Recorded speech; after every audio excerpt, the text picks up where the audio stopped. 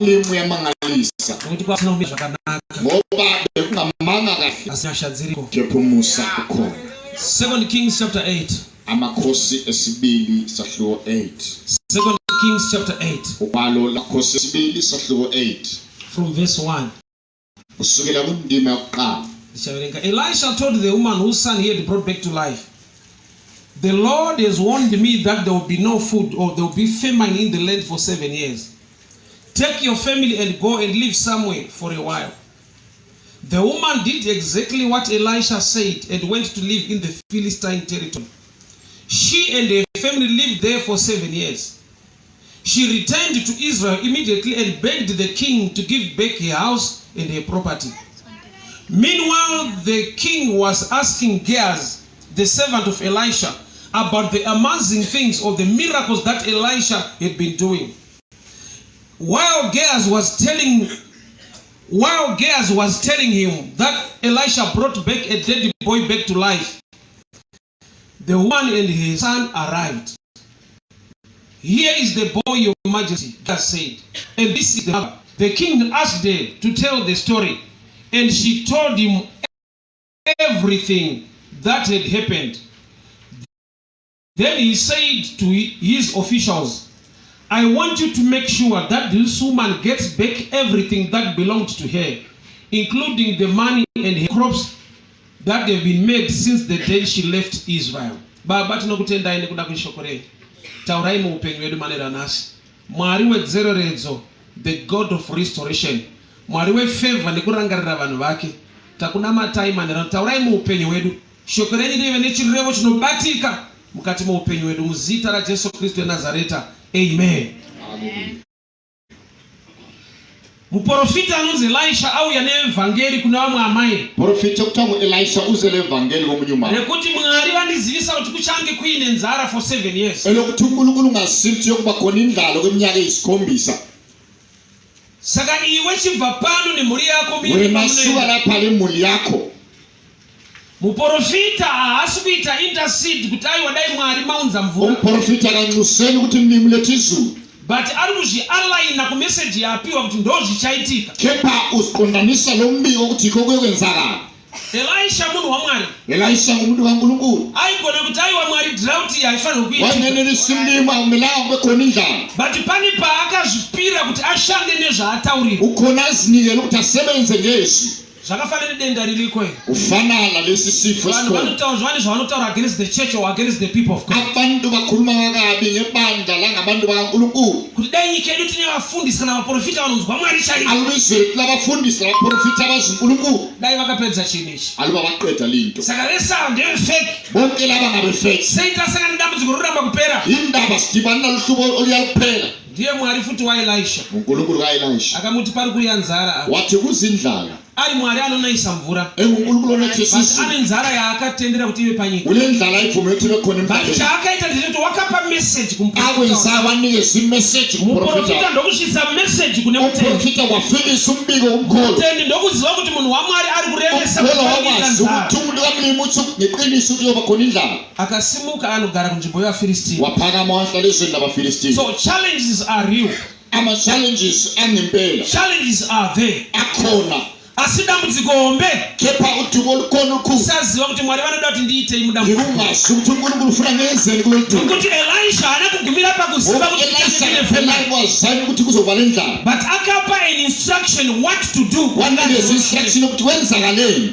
So mukadzi wakasimuka wakaenda kunzvimbo yaFilistia. Wesifazana uphakama wayeFilistia. Akandogarako for 7 years. Wahlala kweminyaka eyisikhombisa. Instruction aipiwa nemunhu waMwari. Instruction iphekwa umuntu kaNkulunkulu. Haana kuti dai munhu waMwari manamata nzara. Akasangitha ukuthandazela indlala le yaphela. But kune zvinotenderwa naBaba. Khona ukuvunyelwa nguBaba. Zvine chirevo kana chikonzero. Okulomutso kumbe injongo. Zvausingagone kuziva kana kunzwisisa mune ranhasi. Ongeke wakuzwisisa kwena namhlanje. Kune zvinotenderwa naBaba. Ukhona ukuvunyelwa nguBaba. Usingagone kunzwisisa kuti sei. Ongeke wakuzwisisa ingani. Izvo ndo zvinoita kuti ave Mwari iwe uve munhu. Yikho kumenza abe uNkulunkulu ube ngumuntu. Munhu ane paanogumira. Umuntu kulala paphelela khona. Mwari otangira panogumira munhu. uNkulunkulu aqala lapho kuphelela khona umuntu. So pane nguva yekuti Mwari unotendera chinhu. Kulesikhathi sokuthi uNkulunkulu uyavumela into. Kwete nekuti kuti hamusi kunamata hachi ngoba kayikhonzi asi vachitendera nechikonzero. uvumele ngesizathu So pane nzara iri kuuya unendlala ezayo iwe chirongedza ubve pano wenakela usuke lapho kuti ari kupiwa a way out. unikeza indlela yokuphuma So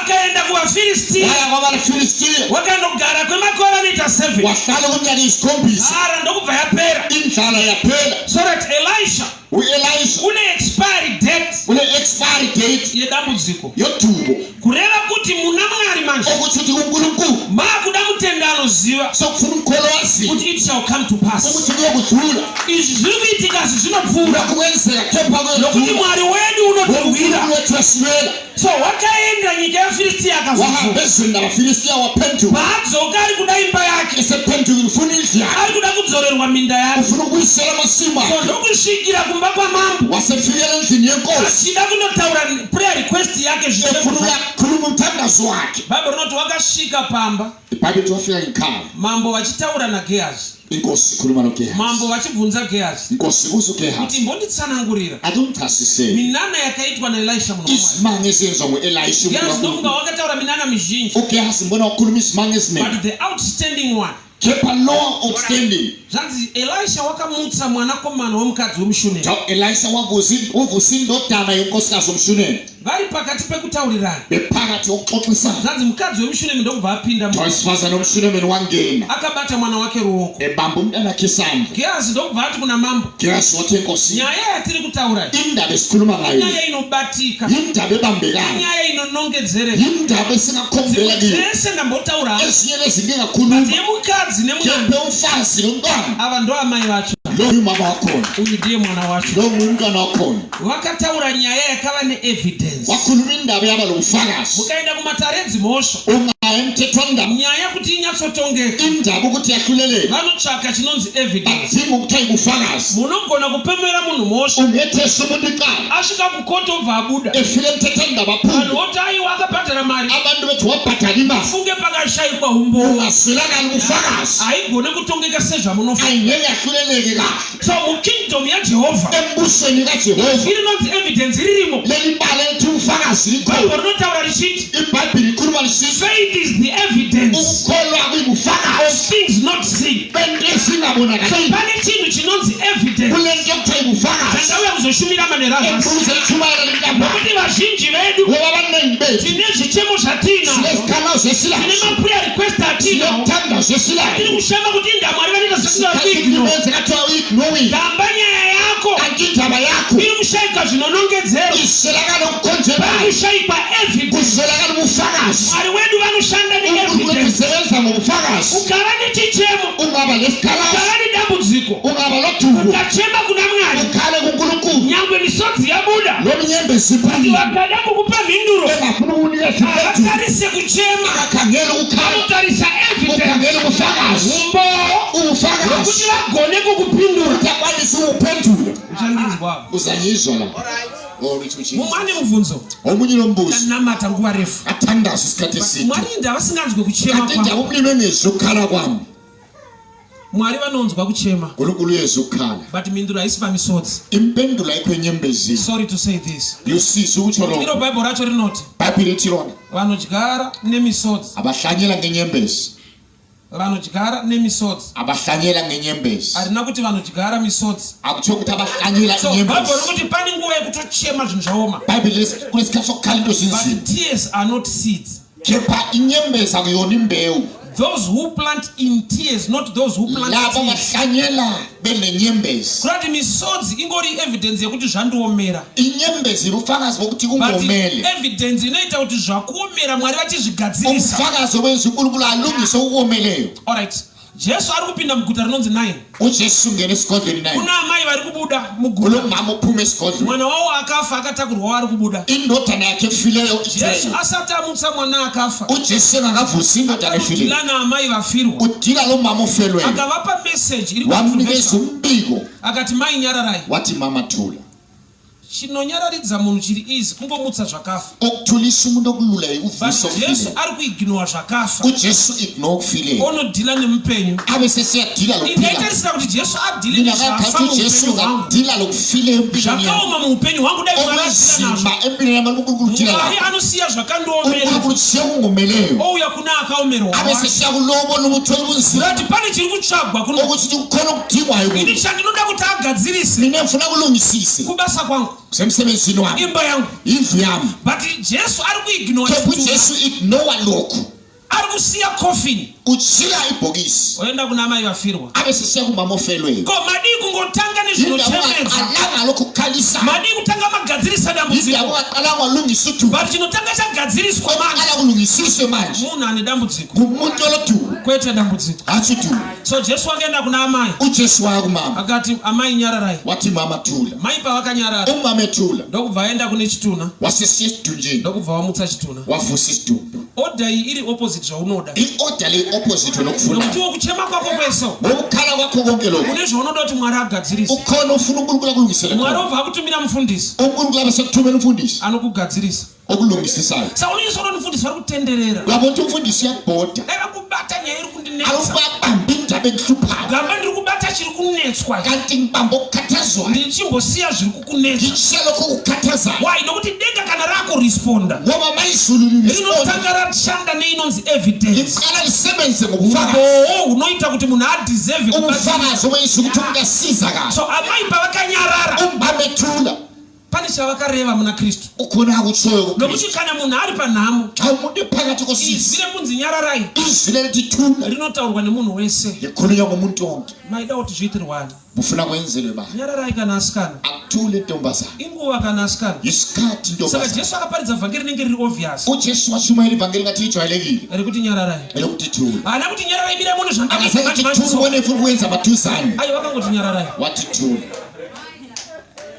Vaudzwa kunyarara. setshela ukuthi awakathula Dambudziko riripo. udubo lukhona Chakavapa kunyarara. wamnikeza ukuthula Kuziva kukura kwaKristu ikwazi ubukhulu bukaKristu pamusoro pedambudziko riripo. phezu kodubo olukhona Kuziva kugona kwake ikwazi ukwenelisa kwakhe pamusoro pedambudziko riripo. phezu kodubo olukhona So pavakanyarara ngesikhathi thula vakapa Jesu evidence wanikeza uJesu yekuti ubufakazi vanotenda yokuthi yakholwa kuti chinocheme dambudziko rapera manje. ukuthi udubo soluphelile manje So kutenda ndokunova evidence umbowo. ukukholwa yikho kuba yibufakazi Kunyarara chinhu chiri physical. ukuthula yinto physical Kureva kuti there must be physical evidence. okuthi kumele kube ubufakazi Inoita kuti obuphysical pagadziriswe zvinhu in the obuyisa spiritual ukuthi dimension. kulungisiswe izinto ezingeni kamoya Saka dambudziko nderekushaya evidence. uhlupho yokuswela ubufakazi Munhu achingochema umuntu ekhala achiti Mwari ndirangarirei, sithi uNkulunkulu khumbula Mwari ndigonesei. uNkulunkulu Yes, ngenelisise in the midst of crying phakathi kokukhala pane action iri kudimandwa. ne-action edinyana So amai vakapinda vakabata mwana wavo. umama wangene bangomntana Gehazi ndokubva ati uyu ndiye mwana. Gehazi wathi nasi indodana Ava ndo amai ava. nangu lumama Nyaya tati chitaura indaba esikhuluma ngayo inobatika, yabambeka inooneka. yabonakala Amai vacho ndeava, umama wakhona nangu mwana wacho ndeuyu. umntwana nangu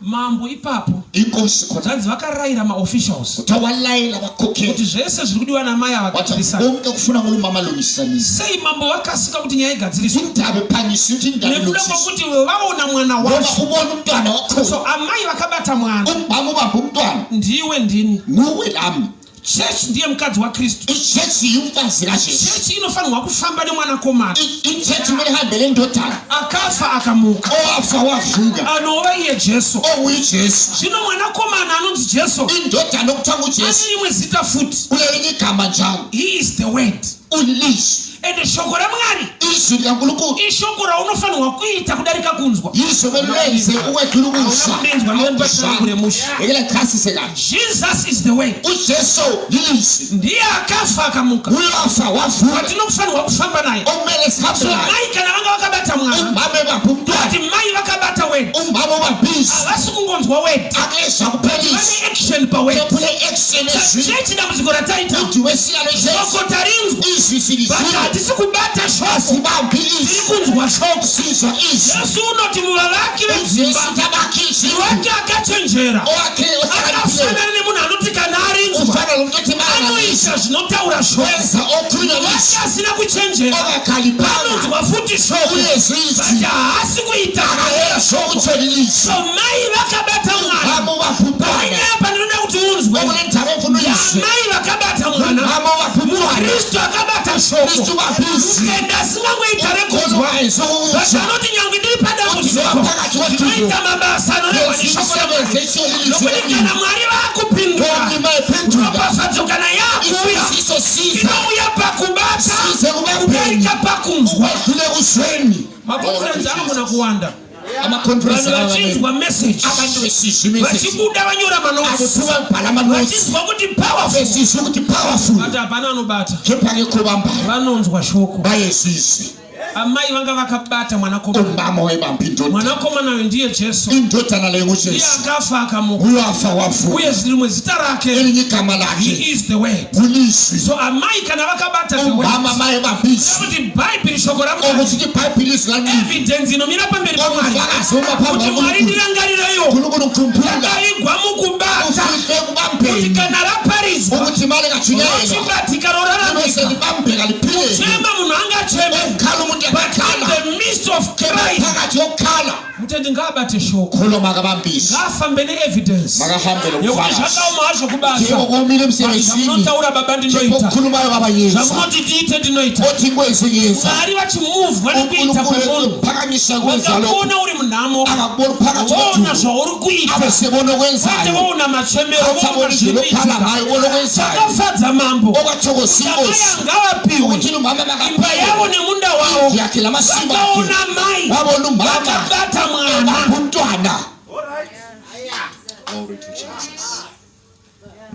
zvakanaka kubatwa musoro uchinamatirwa but zvakanakisa kubatwa mukati memusoro kana ruzivo rwapo woita zvinhu zvinodenda maresults John chapter 5 murume aigara paBethsaida anga akazara neknowledge akatotsanangurawo kuti pano mvura ikabvongodzwa anenge atanga kupinda anopora asi akaita 38 years aine knowledge why nokuti mari action yake aitangirwa ainonoka pakutangirwa apa rigane patsanangurira nokuti chakunyima action iwe unotangirwa kwete nemunhu ari beside pako pauri iwe uri 2 in 1 izvo unonzoziva kana wafa manje unonzwa vanhu vachiti munhu aenda but iwe wasara futi panoitwa board viewing havasi kuita view iwewe vari kuita the body yako kuti pauri papa uri 2 in 1 chinonzi munhu chiri mukati saka shoko parinoparidzwa chinonzi munhu manje mweya anofanirwa kunzwa zvemweya anotangirwa nenyama onzwa kuti vafundisi vaye vada saka ipapa tinoita kuti utangirwe ireasoning yako une zvaunofunga kana raparidzwa saka kana watangirwa nyama yatanga kunzwa inokudzikisira yokuti chiregisiyana nazvo pinda chechi namata Mwari vachakunzwa yeti kune maprinciples anodenha denga rasho chinonzi promised land haisi fruit iland ende kubenefita from the land till the land plant the seed kugara papromised land usina zvauri kuita you can still suffer munhu ari kudesert atambanudza ruoko kana atambanudza ruoko acharohwa nemumwe wake mukati umu ari kurohwa ati kuti abatsirike ngarohwa but paanorohwa nemumwe wake haafile pain anonzwa kuti ndagena manje nokuti ndaakubatsirika shoko ramari kuona ichiri kukurwadza usaziva kuti zvinorevei nokuti kana watambanudza kuna akupindira munhamo iri kukunesa but dambudziko ripo nderekudai unonzwa sekunge uri kurohwa futi gamba uri kubatsirika mukurohwa imomo ndopa waakubatsirika Ulapo sizakala khona. So kunemwe shamu yakakunakira. Ulisazo lokulungeleyo. Isiri enemy yako. Olungasona isitha sakho. But iri ya Mwari. Kepha libo likaNkulunkulu. Jacob wakati Mwari. uJacob wathi uNkulunkulu. Yuri kubva kune mkhomo wangu Iso. Akumlwele kusukela kumfowethu Iso. Mwari ndokubva waburutsa mutumwa. UNkulunkulu wehlisa isithunzi. Akasvikorova munhu. Safuna sachawa umuntu. Ane chichemo chekuti ndikuda kurowa. Esi onesikhala sokuthi ufuna ukuchawa. But paakarowa nemutumwa. Echawa isithunzi. Achizosangana na Iso. Eyohlangana lo Iso. Bible wrote Iso wakasvika akamumbundira. eBhayibheli lithi Iso wafika wamgona. Akamuchoda. Wamqabula. Nekuda kwokuti kana warowa nedenga. Ngoba ungachawa lizulu. Pane blessing yabata pauri. Ulesibusiso sibambelele. Icho kadi akabva ipapo achikamina. Iqiniso wasuka lapha eqhuba. Asi denga rakati waropafadzwa. Izulu lathi ubusisiwe. Injari iripo. Ukulimala khona. Blessing iripo. Sibusiso sikhona. But ukava nemeso anoona injari. Ungaba namehlo abona ukulimala. Isi tiri vana vadiki. Thina sise ngabantu Ukaenda kuchipatara. Wayesibhedlela. Ukanzi endai munobaiwa jekiseni kusero. Wathi hamba nehla ijekiseni Waikona ngamuva. kupfuririra. Wayekwanisa ukudlulela phambili. Because awuzive value kuti jekiseni rakambogadzirwa. Ngoba awazi imvali yokuthi yelungiselana ijekiseni. Jekiseni harisi designed kubaya chete. Ayilungilwanga ukuthi ihlabe kuphela ijekiseni. Hongo rinobaya asi redesigned kuti narapike. Kepha ilungelo ukuthi umuntu alapheke. Saka uchizwa vanhu vakuru vachidenda piwa majekiseni. Yikho abadala bethi alba ngiyaphiwa ijekiseni. Vakuru havati kubaiwa. Abathi ukuthi ukuhlatshwa. Vanoti kupiwa. Bathi ukuphiwa. Kana usati wakura kubaiwa. Nxa usisemncane Kuna ukuhlatshwa. nokeshura kuti asideva ndipari majekiseni. Kulabanye abathaya alibuye ngipha ngamajekiseni. Atinofara kuti deva ndipari Thokoza majekiseni. ukuthi baba ngipha amajekiseni. Nokuti anoziva zvazvinoreva. Ngoba uyakwazi ukuthi kutshoni. Glory to Jesus.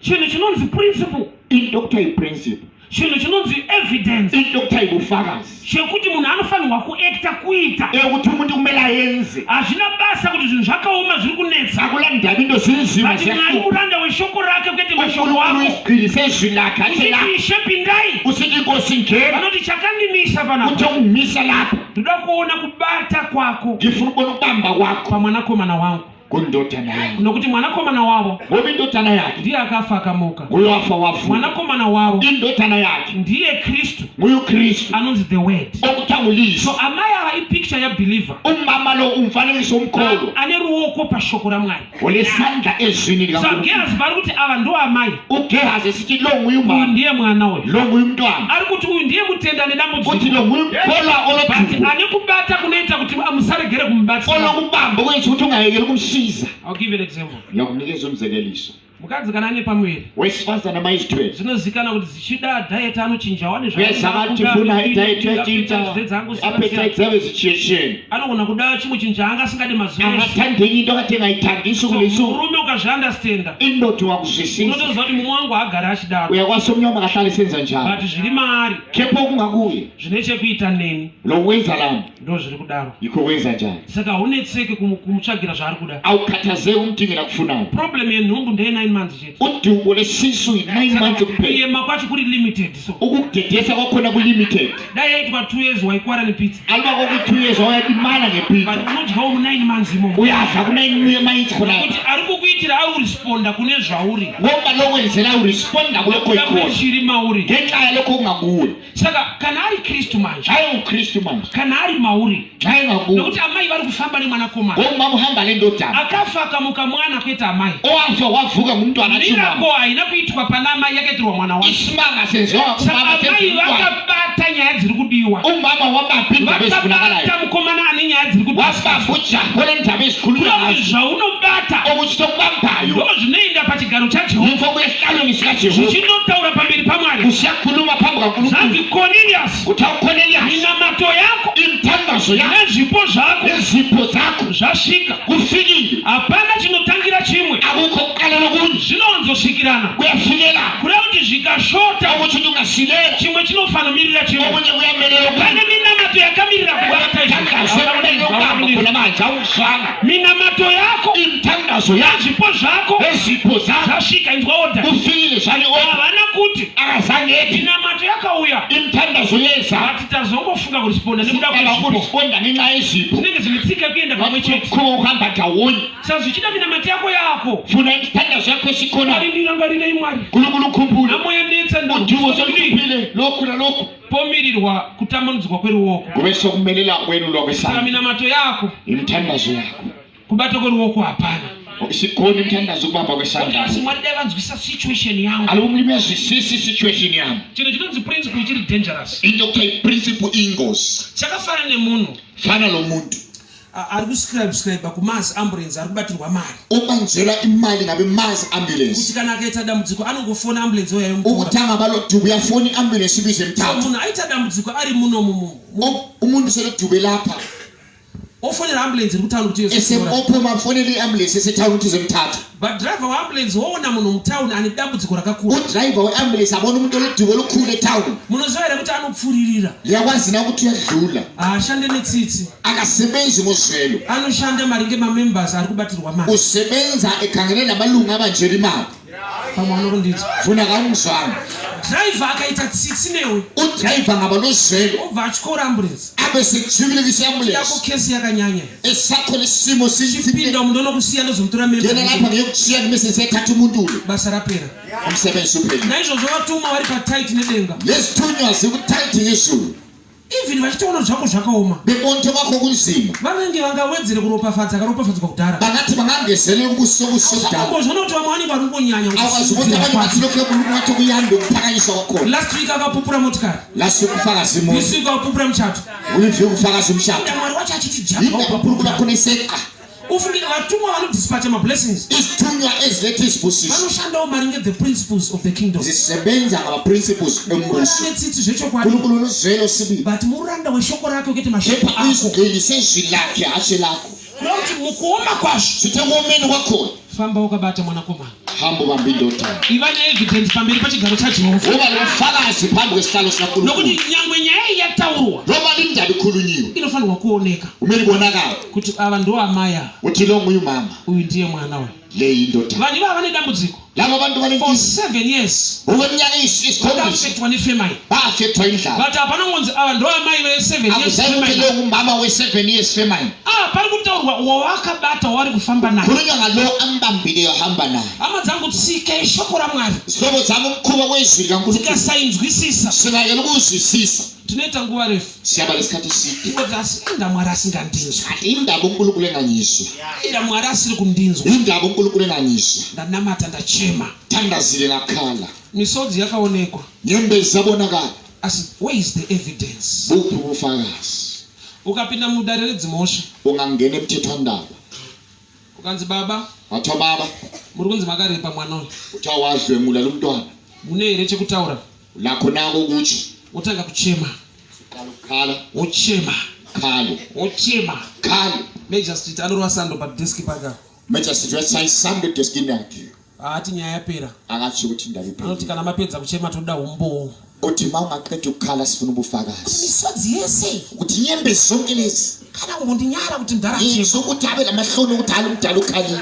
vanoshanda neevidence usebenza so ngobufakazi kingdom yamwari ine maprinciples buso kankulunkulu ama-principles its true ndimwari weminana liqiniso unkulunkulu ezimali but munoziva here kuti mwari liyakwazi na ukuthi unkulunkulu akati let there be light wathi ma kube khona ukukhanya ndiye mwari nguye unkulunkulu akazosika futi zuva wadala ilanga kureva kuti kune light in the dimension of miracle okutsho ukuthi kulokukhanya ezingeni lezimali kugoita light ratinowana kubva pasource inonzi sun kube khona ukukhanya okusukela kusoso okuthiwa lilanga kureva kuti kune zvinhu zvine macycles nemasystems okutsho ukuthi kule zinto ezinama-cycles nama-systems zvisingaonekwe murange yemamiracles ongabonakaliyo kuma-range ezimali anoita minana murenje uyezenza izimali ngenkangala zvokuti munongomuka kuma10 muchinonhonga chingwa ukuthi kavuka ngabo 10 isatopisi but achinhongwe upenyu hwese asidothi impilo nokuti yonke pane paunofanira kunge wasvika ngoba khona lapho kumele usufike khona wakubatabadza lapho uyabamba ikhulu nokuti wampromised land ngoba usezweni so lesithembiso tine mutendi wokuti anofungidzwa kuti anoda vhangeri rekurenje silomkhono ocabanga ukuthi ufuna ivangeli lasenkangala isikhathi kuti zonke ndinodeclare zvinhu zvako ukuthi ngidiclare into zakho unonhonga chingwa chako uyadobha isingo sakho unonhonga muchato wako uyakudobha umthatho wakho aiwa tete muchato uchanhongeka ichokwadi babakazi umthatho ukudotshwa sibili iqiniso but munhu ngaangoita smart pichana so umuntu makageze nje kucetha zapani pambe kuti vanhu vati tirambe tichitenderera kuminanda kulala abantu bafuna beexporte ngesimanga la mugwenga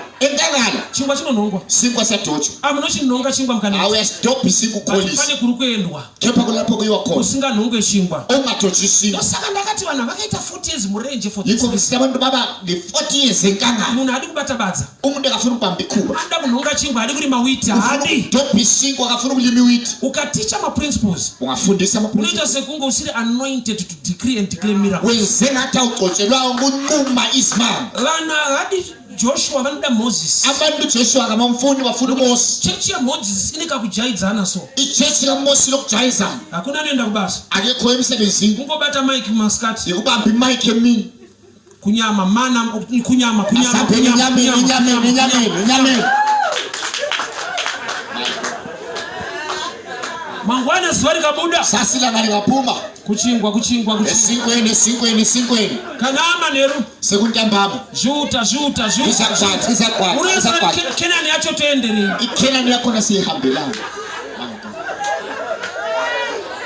kereke yakuda kutidzora imanda sifuna ukusibuyisela kuMose isutamu dimension ya Joshua thina siku-dimension kaJoshua unazola kuti kana tam promised land uyakwazi naso selizweni esithembiso declare angadeclare kuti mana yako ngainaye uthi mana maine denga rinondikwenya so izulu liyandikhweba kuti munouraya vanhu mufundisi uthi abulala abantu mfundisi munhu ngaasenze umuntu makasebenze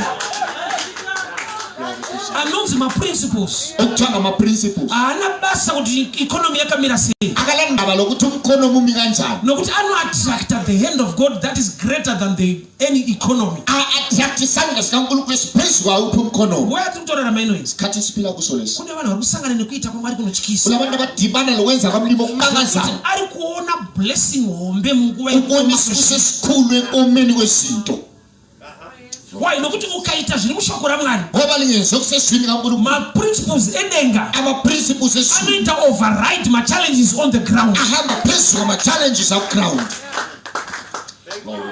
but kuchema kwamwe nokuti dai mwari andinzwawo khala kwakho yokuthi alibe unkulunkulu anyizwa agadzirisa nyaya iyi alungisisele indaba ava ndo amai lo muye umama kwete vane dambudziko atsho lodubo uyu ndiye mwana wacho lo nguye umntwana wakhona nyangwe dambudziko riripo lokuthi lukhona chiri kutanga kureflecta pamberi pamama okuqala ukureflecta phambi kwenkosi mai vakabata mwana mama obamba umntwana mwana uyu akafa akamuka umntwana lo wafa wavuka mwana uyu anomirira kristu lo mntwana umele ukristu kristu rimwe zita rake anonzi the word ukristu elinye igama lakhe shoko ngulizwi ramwari takaripiwa kuti tiri izwi kamlemusi alinikeze ukuthi silenze kana tanzwa asilenze toriita silenze kana tariita asingalenza rounza zvibereko muupenyu lethi izithelo empilweni zethu.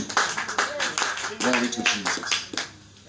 so kereke iri kuda kudzokera kurenje bandla lifuna ukubuyela enkangala vafunga minana yamozisi acabanga izimanga zikaMose vanhu vakatadzira mwari abantu bangaonela unkulunkulu mosi wainofugama mugomo Mose wayeguqa mwari intaba musavaparadze vanhu venyu unkulunkulu ngababhidlisa abantu vamwe vanhu vanozoti kudii abantu bayokuthina bayo vati kana ari Joshua kepha baye uJoshua anoti kana imi musingade kunamata lina mali engafuna ukukhonza ini namadhamu wangu nevafana lina lo madamu labafana siyahamba unozoti Joshua anenge hanawo mwari chaizvo uJoshua ngathi akali kunkulunkulu so haita zvetsitsitsitsi so akali uzwe ada kupinda Kenani namadhamu wake funa ungena iKenani nonkosikazi wakhe kanzi imi ukaramba ini namadhamu thani ngayala mina madamu laba labantwana siyangena kurati arida kugadzira a-generation ufuna ukulungisa isizulu yevanhu vanofanirwa kuziva maprinciples esabantu kumele bazi ama-principles kuti takuda vanhu vanoita zvinotaura ukuthi abantu abenzokhulunywa lizwi kunamatirwa kuri right ukuthandazelwa kulungile jesu akamutsa mwana wajairasi angafa Jesu wavusa umuntu akaJairasi wayefile imirako iyo isimanga leso chinzwa zvaakataura mutsa mwana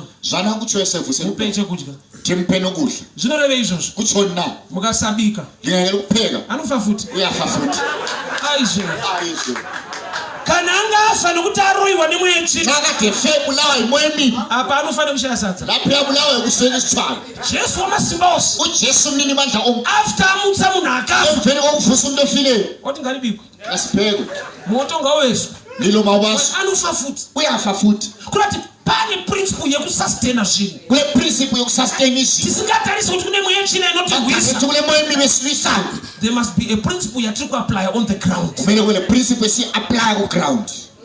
Glory to Jesus. 2 Kings chapter 4 2 Kings chapter 4. mukadzi akafirwa nemurume paakaenda kuna elisha Lo mama wafelwa ngowesifazane siya ku-Elisha. miracle iripo ndeyekuti mafuta anowanda but enda unokumbira zvitini Isimanga esikhona sithi amafutha ayanda hambe ecela amagabha inda ashimudzote unokoneta zvitini indaba emthetho hambe kubeleka amagabha muprofita aitoziva umprofita wayesazi kuti even zvitina hana ukuthi la lamagabha akala mina anoida but pekuisira isimanga mina esifuna hana lapho kufakela khona isimanga akala ende kutokumbira umwana hamba icela kwabanye abantu ende namba yevanhu vauchakumbira inani labantu ozocela kibo ivori limited pavanhu vaunongutaura navo ilimited labakhulumisana labo saka unoona kuti chikulimita kuwanda kwemafuta okulimit kwanda kwamafuta ticharacter yemunhu ane nhamo icharacter yomuntu oloduka ukareverenga zvakanaka bhaibheri rinoti ungalibala kahle ibhayibheli amaimba vakati mwana ndipe chimwe chitini umama etakulethela igabha mwana ndokubva ati zvitini zvapera umntwana othi igabha bhaibheri sesephelele ndokubva rati ibhayibheli sithi the oil stopped amafutha arina kuti mafuta akapera alithi amafutha aphela akamira ama tine vanhu vakamisa dzimwe nyasha muupenyu silabantu abamisa omunye nokuti umsebenzi havana econtainer to receive ngoba abalaso sitsha sokwamukela that container is leso empty sitsha nokuti kana achiropafadza kubata kwemaoko yisibusisa kubamba kwezandla ropafadzo iri kushaya pekuenda isibuso siswela lapha nokuti ruoko harisi kubata ngoba isandla kasibamba misodzi akaiona inyembezo asi anoropafadza kubata kwemaoko usisa kubamba kwezandla palevo yemisodzi munhu zvati uzinga lenyembezo kuti mwari apa ndopadaakubata lapha kulapha engibamba khona arikuzodza musoro namafuta olikanda ngamafuta mukombe unofashuka inkezo yaphuphuma kureva kuti chiri kuzodzwa anointing mind ingqondo but increase othi wanda mukombe ikapu keso cup lenkosi represents a system mela ukukhulu or what you touch or hold kumbe lokho kureva kubambayo kuti uphathayo kana anointing ikawanda othi ugcobo lungagcwala pasina chinobatwa kungekho kubanjwayo unenge uri munhamo uri anointed phakathi kodumo ugcotshwa anozodza musoro namafuta ngoba ikhanda ngamafuta chinofashuka mukombe ikapu yako okuphuphuma inkezo cup is what you hold inkezo ilokho but kubambayo kana maoko asiri kubata kepha izandla masingabambi unogona kubaselida yakwanisa ukubuyela kana emuva kusiya kunamata kwacho ubukekela ukukholwa hakuna chinorwadza chekuti uri panzvimbo yeyo kuti vamwe vari kuropafadzwa ukuthi abanye babusiswa iwe hapana chiri kuita wena kukho okwenzakalayo chechi ndinzwei lengizwe bandla mambo kumusoro inkosi phezulu pane zvavari kuda kuona khona afuna ukubona mukadzi aine mwana wesifazane mwana uyu ndijesu lo mntwana ngujesu mwana uyu ishoko lo mntwana lilizwi kurati amai vakabata mwana mukristu akabata shoko ramwari umama ubambe umntwana ukristu bambisi wabva palevo kaNkulunkulu yekungonzwa susukile kuzinga lokuzwa zviri nyore kuimba kulula ukuhlabela kupa kune mfaro hlabela usithi ukupha kulentokozo kupfura kugamuchira song unogona kuimaster ngoma ungayibamba satani hana problem nazvo sathana kana thubo lwakho kusvika wada kuita zvawaimba uzofuna ukwenza lokho okufuna ukuthi satani chinhu chaanotya sathana into ayisabayo kuona mutende ari kuita act the word yikubona umkholwa oyenza because akusolilisi ukangoacta zvinotaura shoko ramwari ungenza ukusolilisi kaNkulunkulu hakuna mweya yechina akuna moya obizi eqabelisa isibusiso sakho vana vanhu vakati hatina basa newe abantu bangathi asila ndaba nawe ine basa newe wena nendaba nawe unosangana nezvinoshamisa uyahlangana nokubangazayo. Glory to Jesus. mwari vakandisisa palevo yekundionesa kuti dzimwe nguva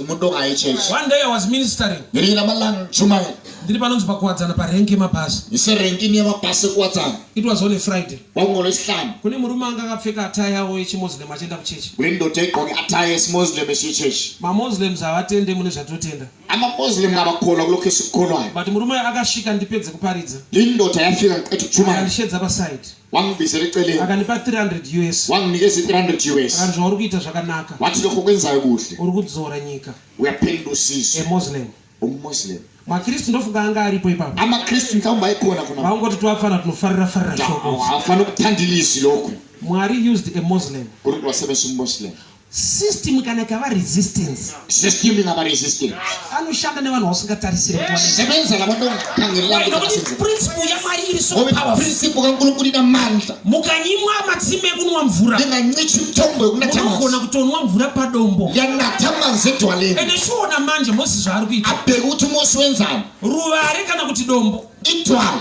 rwakasimba kudarika tsvimbo liqina ukwedlula intombi zvokuti paanorova ruvari ukuthi sayidwala chinofanirwa kutyoka ichimbo kumele kuqamuke intombi ari bhabho rinoti dombo ndorakatsemura idwala ladabuka chingatsemure chimwe chimbo imajina akuyimajini lapha kachimbo kasitiki kamuta okuyintonga lokho kuruva ziruvare usawudwala ruvare rova nekrek idwala libe selidabuka otherwise shoko riri kuti kudii othi izwi lithi ndapha ukaita zvinotaura mwari ungezokhulula uNkulunkulu situation yakaoma isimo inoita esileyo give in to bless siyathi give in kusibusiso amadzangu ruware rwakaoma, zitoko zamutwale lomile, ikonomi yakaoma, ikonomi lomile, nyika yakaoma, iso lomile, ukaita zvinotaura Mwari, zokhulya uNkulunkulu, time yekuoma isikhathi kweupenyu, sokuoma kwempilo, unonwa yako mvura, natawa kwamanzi, unopupura mvura yepadombo, uyafakaza amanzi mvura asedwaleni, yepadombo iri kubva padombo sei. amanzi asuka kanjani edwaleni.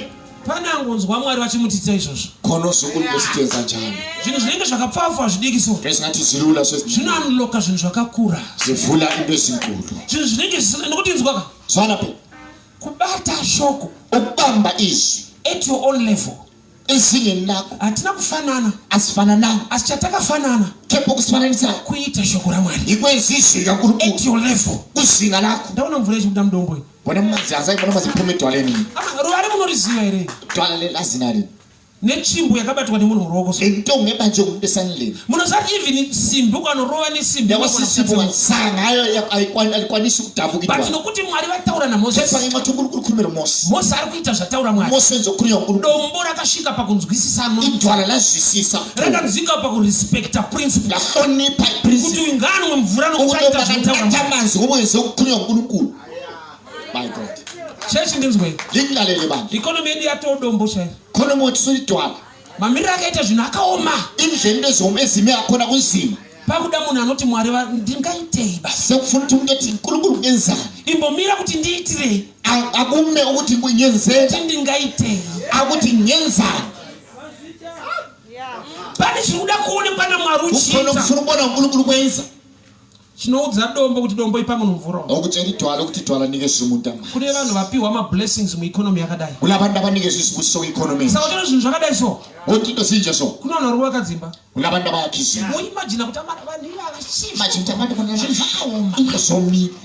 zvinoita Kwenzeka. hakuna nguva iri right, Akula sikhathi kuna esira. Mwari ari right chero nguva. Kulo uNkulunkulu right. God is good all the time. Ulungile ikhathi zonke. Times can be bad, Ikhathi he zingaba remains a good God. kepha wale uNkulunkulu So olungile. chakudiwa Okudingakala kupinda ne-evidence. ukungena ngobufakazi. Glory to Jesus. Unoziva here kuti Uyakwazi na ukuthi zvaunobata kana kuti evidence, okubambayo ngobufakazi. it speaks louder. Uyakhuluma. Vantaura kuti one of action speaks louder than the words. Abakhuluma isikhiwo bathi ukwenza kuyakhuluma Rega ukudlula. ndikupe example, wapinda motikari iwewe, Ungene emotweni njengomsebenzi. waita key on, Wafaka i-key on. wobva waisa mu-reverse gear, Ubusifaka ku-reverse gear. by error unaona kuti i-reverse, Ngesiphambeko wabonanga ukuthi wauda kuenda i-reverse. kumberi uko, Lapho ufuna khona. woramba wakatarisa kumberi, Walukhangele phambili. woti tsikei mafuta, Unyathela amafutha. unoshokwa Uyamangala. uchienda kwausiri kuno. Ushiya lapho ungafuni khona. Why mota hairespect kwawakatarisa, Imota ayirespect lapho ubheke khona. giya rapinda ndiro, Igiya engenile. so giya maoko kubata kwako, Igiya ekubamba kwakho. kana ukachemera zvakanaka Ungakhalela okuhle. uine character ye-reverse, Ule character ye-reverse. unokushandisa kuti but indani siri kusimuka. Uyamangala ukuthi indaba ngaphala. Why? Nokuti magiya auri kuingenja, Ngoba amagiya engeje. magiya ekuramba zvinotaura Mwari. Amagiya okuphika okukhulunywa uNkulunkulu. Glory to Jesus. Mwari havakuudze kuti uite zvaunokwanisa. uNkulunkulu akakutshela ukuthi wenze okukwanisa. Mwari vanoda kuti utende zvavataura kuti ita. uNkulunkulu ufuna ukukhole lokho akukhulumile ukuthi ukwenze. Pamona kundinzwa. Funa ungizwa. Mwari principle yavanokupa. Principle uNkulunkulu akuphayo. Imagine kuti Moses ari kutiza Faro. Akucabanga uMose balekela Nokuti kune murume akati da kukutengeswa kwari yamuIjipita. ngoba kulo ndoda athi ufuna ukuthengisa ngoba Paanoenda kugomo wosangana negwenzi riri kupfuta. esiya entabeni Mwari vavati ndikukutuma kuti unoona Faro. ukuthi ngithuma ukuthi yebona uFaro. Kureva kuti hausi kuendeswa kwawakajaira kwaunoti kuri izi. Awuhanjiswa lapho kuti kulula khona. But uri kuenda nokutenda. Kepha uhamba ngokukholwa. Hama dzangu nawe kunamata ndeyekutenda. Indaba yokukholwa leyo. So but no apply my principles chinoti move. Okusihambisayo sakana principles ikholwa. Nokuti ukazianalyze nepfungwa dzako ngoba ungacubungula ingqondo zakho unoziona kuti yaite uyabona lokho akwenzi asi nokuti Mwari vati ndiite. kepha ngenxa yokuthi uNkulunkulu uthengenze Mwari pawakandidana ndishumire uNkulunkulu embiza ukuthi ngishumayo ndine mukomana ndayikumbira bhutsa lejaha ngicela kulezithathu saka akasvika pakumbondibvunza wafika esigabeni Uthi kana calling ari Mwari chaiye. wathi xa ulubizo Ushayisa uboots kana mapushi ba. isicathulo ngamapush Okupa message okunyima mapushi. akunikeza umbiko okuncitha amapush Uze unoshika pa kunzwo ayithanga ari kuda kundibatsira pakufunga. wayengathi ufuna ukungisize ukucabangela But achinikanganisa mafungiro. kephe ngiphambanisa ukucabangela Ayithanga don't cancel so. wayengathi uyangikhansela But achida tondikanzura I'm calling yangu. efuna ukungikhansela kubizo lwami Beware of good people who are not godly. qaphela abantu abalungileyo abangalabo uNkulunkulu Anokudza zviri right. njalo kulungileyo But zvisingabve pafaith. kephe ungasuka ekholweni Zvinobva pakuanalyza kwake. ekusukela ekucubunguleni kwakhe Mwari paanoti Abrahamu yani mwana wako kugomo chive chibayiro. uNkulunkulu esithi Abraham ozale indodana yakhe bengumhlatshelo Abraham was a great secret keeper. Abraham wayindoda lemfihlo kakhulu Haana kuudza Sara izvozvo. atshelanga uSara Akamuudza kuti tiri kudzoka. wamtsho siyaphendula We are going to worship God. siyokhonza uNkulunkulu Why? Pane chaakaziva. ngoba khona abakwazi Kuti uyu zvekupiwa mwana naMwari anoda. ukuthi lo kuphiwa ngumntwana uNkulunkulu But uyafuna zvekuti iye ape Mwari mwana. ukuthi yena anikeze uNkulunkulu umntwana hangitsho akakwanisi Oza pane stage yekuti zvaunoda kuti Mwari akuitire. kulezinga lokuthi uNkulunkulu lokho afuna kwenzele Ndo zvawakatogarira muno. ikho kuhlalele lapho Zvaanoda kuti uite. afuna ukwenza Aiite.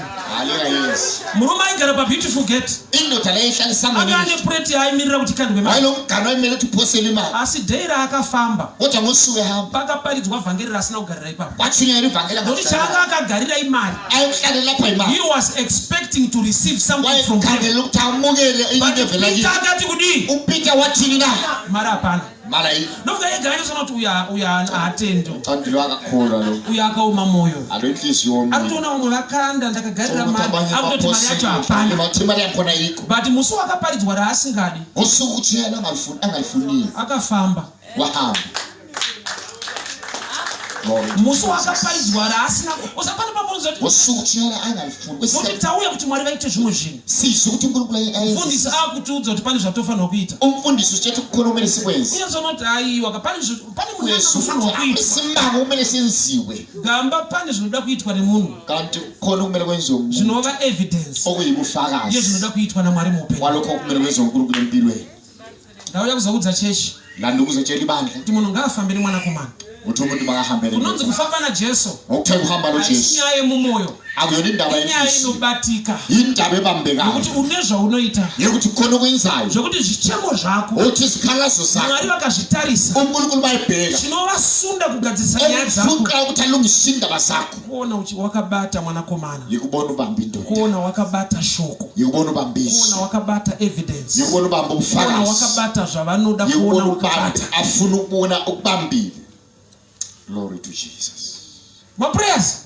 Thandazo Vanhu vanonyengetera. bantu bathandaza Mwari zviratidze. uNkulunkulu zibonakalise Situation yangu zviratidze. simo sami zibonakalise Mwari havakundikani. uNkulunkulu akayihluleki But vanhu vanogona kubata maoko aMwari kuti akundikani. abantu bakwanisa ukubamba izandla zikaNkulunkulu Nokuti iye muranda weshoko rake kuti wemashoko. ngoba yini uyinceku yezwi lakhe achizwi lakho.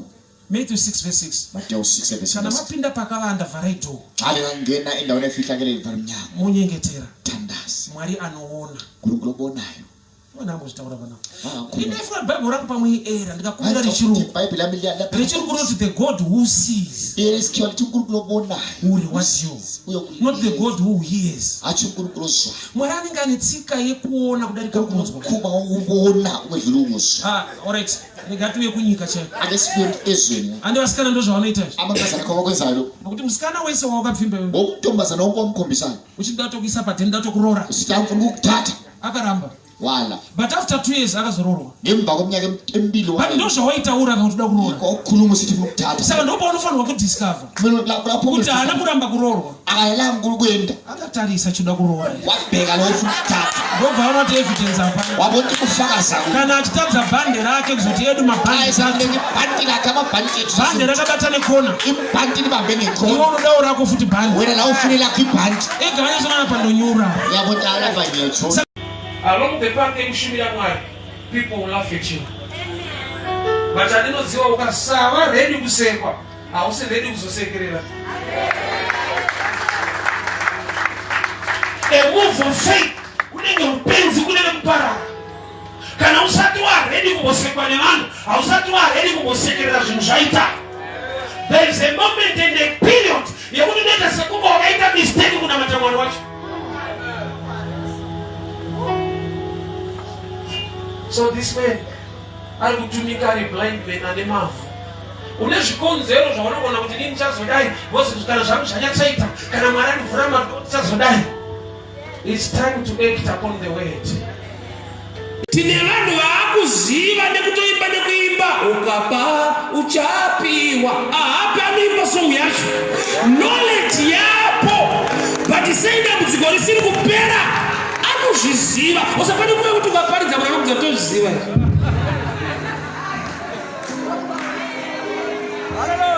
So waramire uri pabedside wakaloda information yakadaro. Tine vanhu vane upenyu hwakamira one place paparidzwa pakaparidzwa kuziva kuri mumaari sei zvisiri kuendeka. Right application of knowledge. Uri kuitei nezvawakaziva. Anotoziva kuti munhu anotsanya nekunamata haatsanyi nekunamata anoziva. Hakuna chaasingazive chiri mushoko raMwari. But sei upenyu husiri kufamba akagumira pakuzviziva ukapa chapiwa. Vasati vadya, they were naked, not ashamed. It's a dimension muna Mwari yakuti nyangwe nhamo iriko Pauli aioneka ibate nokuti uri munyasha dzake dzinodarika kuita kwako. Sautona tiri munyika wani nevamwe yaunoti zvakaoma vamwe hazvina. Reality life bururu usazvinyepere paunoti zvinhu zvakaoma ukanzi zviri sei usati zvakaoma iti ndakaomerwa. Hauna kunzwa kuna vamwe tsana vari kutengera vanhu moto ngemadomasi havana kuomerwa takaomerwa. Nyika imwe chete malevels nemadimensions are different. Shuvira zvakanaka. Moyo wangu unoshuvira mvura yeBethlehem. Shuvirawo zvinhu zvakanaka mulife. Kushuvira hakusungise. Saka window shopping haisungise. Pazvakaoma kuti uende pakase uzichinoona moto. Wopfungwa wako yakatozviudza kuti ndoitenga nei mari yani zvaita sei. Hazviite kuti uende pakase uzichinoona moto. Hazviite. Hauna mboroiwa, hakuna anokupikisa. Wega wakatozviudza unoitenga nei zvaita sei kupi. Izvo zvauudza kuti usaende ikoko. Yeti zvakanaka unozvida. But une no-go area, hawakazi restrict wega. Ende unozvitora senge i-discipline kuzvibata. Kubatirwa ndimwe yechina. Why? Nekuti Mwari pane paunoti uchatsika ndichakupa. Iwe wakatoti usatsika ikoko. Wakaipano zvati mavhesi waya ari kwaya. Paunotsika ndokupa. Saka unobva unoenda uchinotsika ikoko uchinodii. Saite. Why? Kwa zviri mushoko raMwari zvinoshanda. A giver ndiye akahwina kwete aida but aida kupa. That giving yakava principle ye receiving in the presence of the king. Saka chimwe chaunoti Mwari ndipei unotambira sei usina kutambanudza maoko. Ukada kutonyuma kuti Mwari vane zvaunoda kukupa unobatwa nemweya wekupa. Unozati pane chiri kuuya kwandiri because pane mamwe mapiri andiri kuenda andinoona zvaunoda kutambidza. Ruoko rwakastretcha rwaunogamuchira. Atanga iri neyo manje. Zvaka kana kupa kuchikunetsa kokungozvipa iwe. Kuti takaona kuti kabanana warwara iwe watengerwa fair huko.